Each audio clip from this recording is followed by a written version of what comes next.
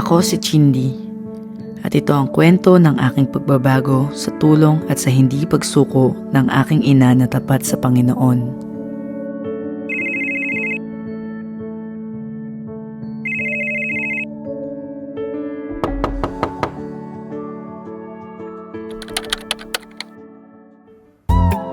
Barkada, inom, sugal.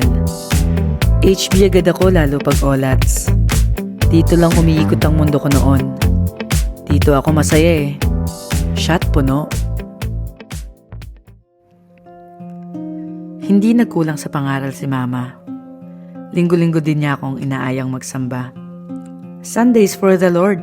Yan ang paborito niyang linya. Minsan, nangangako na lang ako na next Sunday na lang para matapos na ang usapan. Ang dami kong pag-aalinlangan.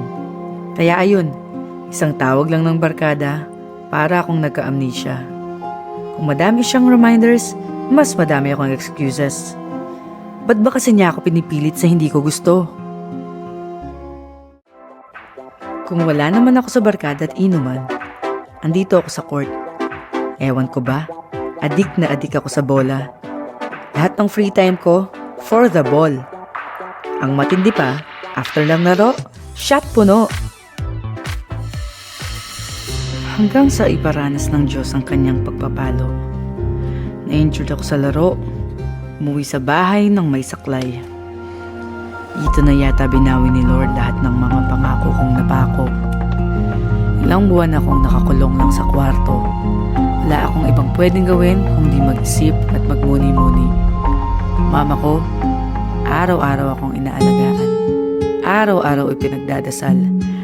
At araw-araw din akong hinihikayat na sumubok ulit lumapit kay Lord.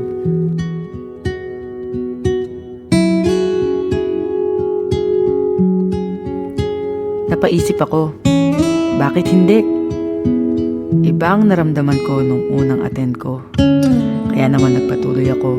Sumali ako sa life group at natuto din ako kung paano mag-devotion. Na-amaze ako nung nalaman ko na pwede pala akong direkta kausapin ni Lord. Iba yung saya na naramdaman ko sa Diyos. Di hamak na mas higit kaysa sa alak at barkada. Kay Lord, may bonus pang kapayapaan.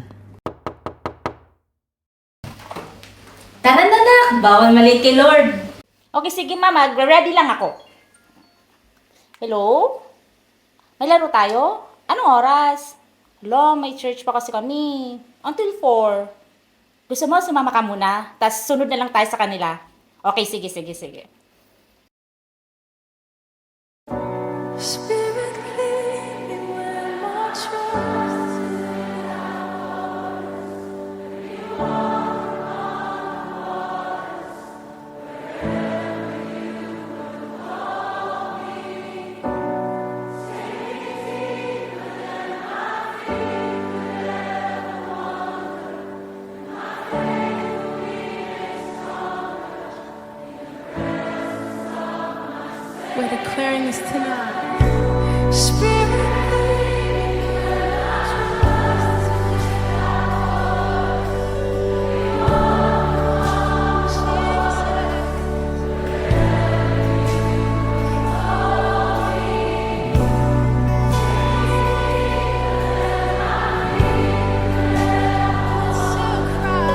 you would call me.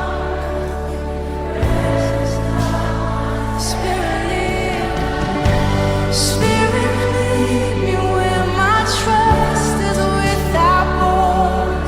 Let me walk upon the waters wherever you would call me. Take me deeper than my feet could ever wander, and my faith will be made stronger in the presence of my Savior. Sa gitna ng dilim na dulot ng pag-aalinlangan, nabubuo ang kwento ng paghahanap ng liwanag.